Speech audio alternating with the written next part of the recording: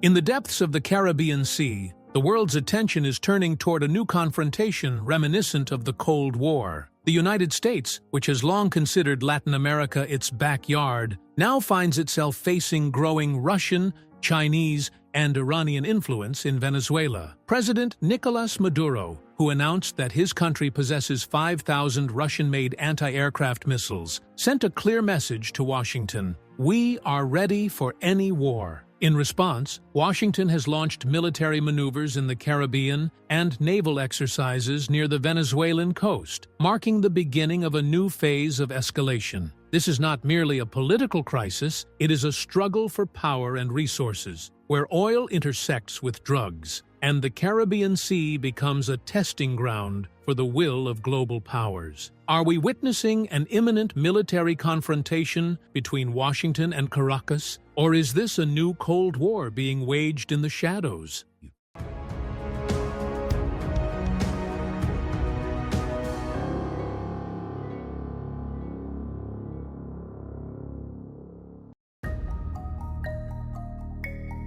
The crisis began when President Nicolas Maduro announced during a military parade that his country possessed more than 5,000 Russian Igla missiles, asserting that every army in the world knows their power. That statement was a strategic slap in the face to Washington. It came after reports that the U.S. was reinforcing its southern fleet in the Caribbean, moves Maduro described as a direct threat to national sovereignty. What raised even greater alarm was Venezuela's alliance with Russia and Iran. Moscow began sending military advisors, while Tehran supplied drones and air defense systems. In response, the Pentagon described Maduro's actions as an unjustified escalation, while President Trump insisted that the United States will not allow another Cuba in the Western Hemisphere. From that moment, the region entered an unprecedented state of diplomatic and military alert. When Maduro declared that his country possessed what makes it invincible, he was referring to more than missiles. Russia is now Venezuela's main supplier of heavy weapons, and through its experts, it operates the S-300 air defense systems deployed around the capital. Meanwhile, Russian and Cuban intelligence coordinate joint field operations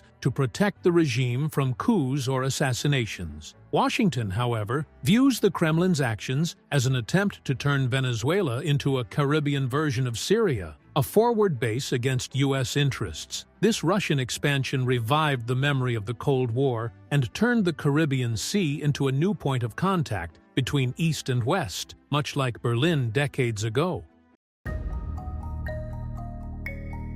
Washington has long considered Latin America a natural extension of its influence for over 2 centuries. The Monroe Doctrine of 1823 cemented this principle, declaring that any European intervention in the continent would be considered an act of aggression against the United States. But the return of Russia and Iran to the region through Venezuela shattered this historical monopoly. Venezuela, once one of the largest oil exporters to America, has now become a platform of influence for its adversaries. The sudden rapprochement between Caracas and Bogotá further complicated the situation, especially after Venezuela's defense minister declared his readiness to support Colombia against American insults. Washington viewed this as an opposing alliance threatening its national security, prompting it to deploy naval forces under the pretext of counter-narcotics operations. Thus, the Caribbean Sea became an open arena between Washington's warships and Maduro's missiles.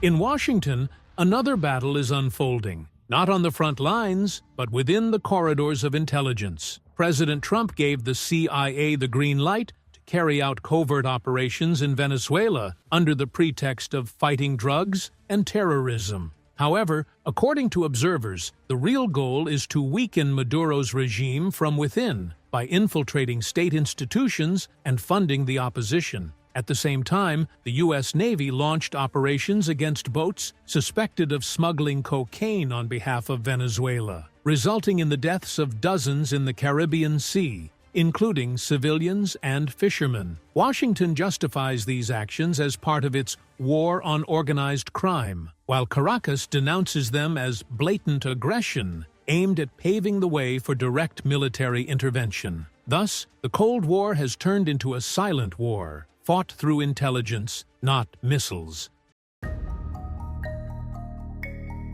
Behind the political slogans lies another war no less dangerous, the war on drugs. Washington accuses Venezuela of turning its territory into a major corridor for smuggling cocaine into the United States. Caracas, in turn, accuses Washington of using that charge as a pretext to justify military intervention. Professor Robert Rabil of Florida Atlantic University believes that the Trump administration treats Latin American cartels as terrorist organizations, which legally allows it to carry out strikes beyond U.S. borders. The result? A new confrontation has flared up between American intelligence agencies and cartel networks supported by Maduro's allies. In the background, the bigger question remains: has the drug trade become a political weapon used to change regimes?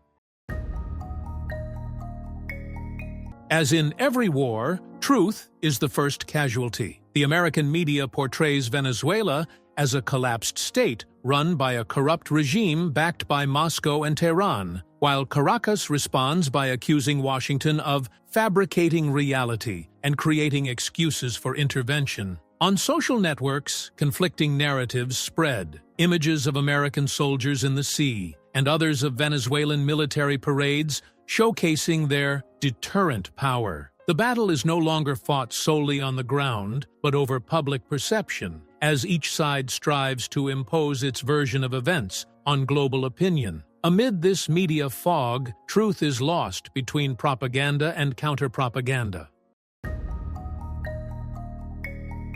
The flames of tension have spread to Colombia, Brazil, and the Caribbean nations. Trinidad and Tobago allowed a U.S. destroyer to visit its shores as part of anti-narcotics training, while the Venezuelan army held massive drills along its coastline in response. In recent weeks, U.S. forces have carried out a series of naval and airstrikes against boats that Washington claimed were drug-smuggling vessels linked to Venezuelan networks. Those strikes, stretching from the Caribbean Sea to the Pacific coast, resulted in the deaths of dozens of people, including civilians and fishermen, according to local reports. The Pentagon justified the operations as part of the war on drugs and cross-border counter-terrorism efforts. But in Colombia, the reaction was entirely different. President Gustavo Petro described the events as extrajudicial executions, asserting that Washington was conducting military operations in regional waters